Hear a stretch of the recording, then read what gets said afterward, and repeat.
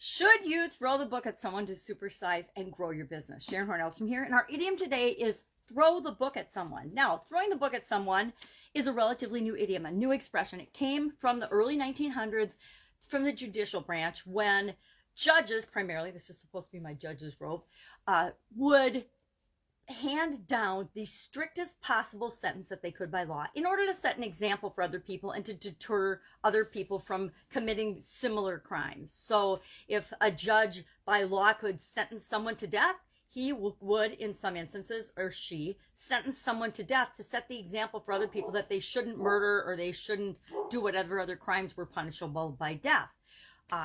Whenever someone breaks a rule or behaves in ways we don't like, sometimes we want to throw the book at them, right? I remember, some discussions with my ex-husband when I didn't, but I sure would have liked to toss some books or something else at him on occasion.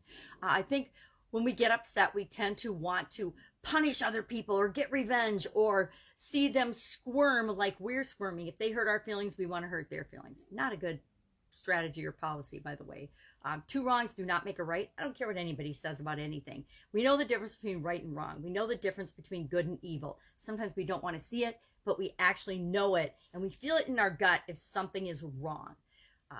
There's a lot of people right now performing on social media because they're upset about things. Now, we've all been locked down, and with COVID, I don't know what to call them, rules and guidelines and things. And there are some politicians calling for more lockdowns and more restrictions on our personal freedoms.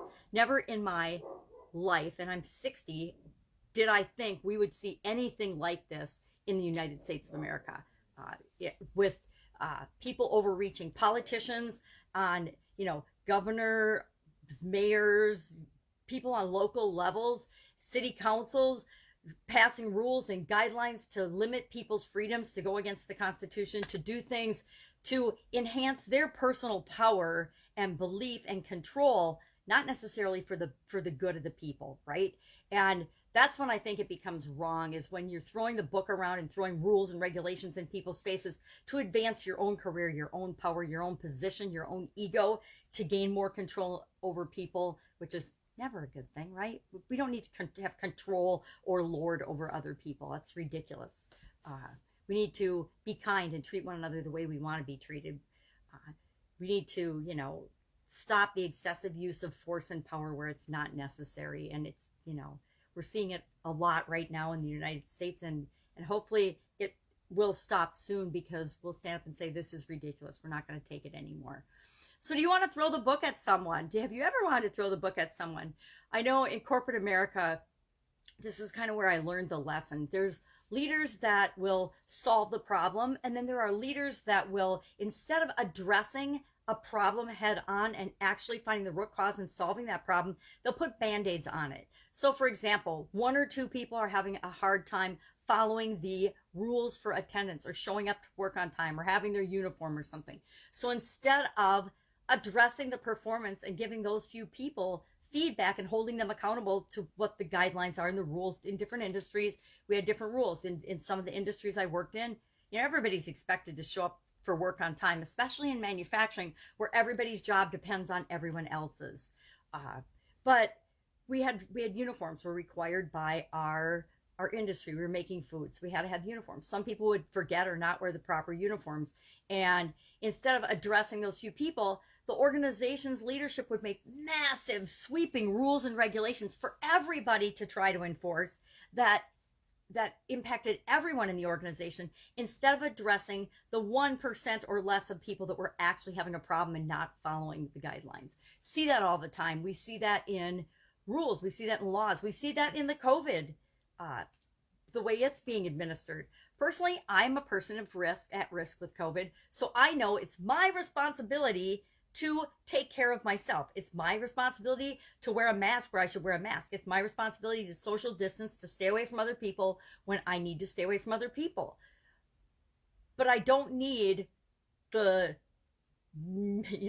leaders of our world or of our country telling me what I need to do. I take personal responsibility to know what I need to do to keep myself and my family safe.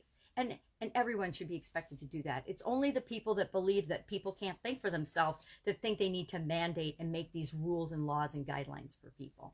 So in our organizations, should we ever throw the book at someone?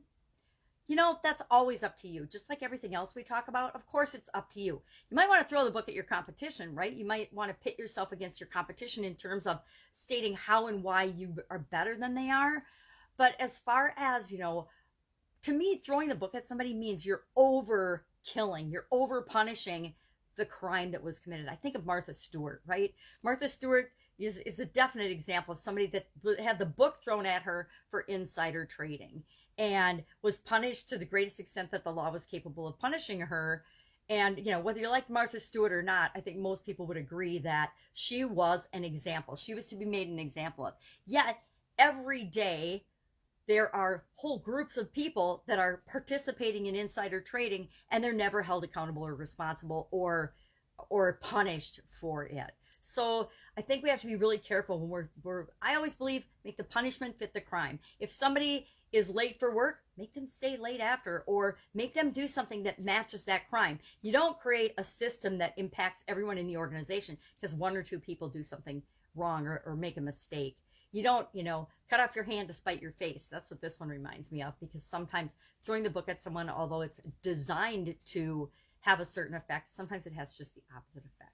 So again, be kind, treat people the way you want to be treated, share your expectations up front, hold people accountable and give them feedback, and deal with people based on their experiences and their feedback and their behavior, not everybody. All right, I'd love to know your experience with throwing the book at someone. Have an awesome day, and I will be with you tomorrow with another interesting idiom. What does it mean? Where does it come from? And how might you use it in your business right now? Take care. Bye. No book throwing today.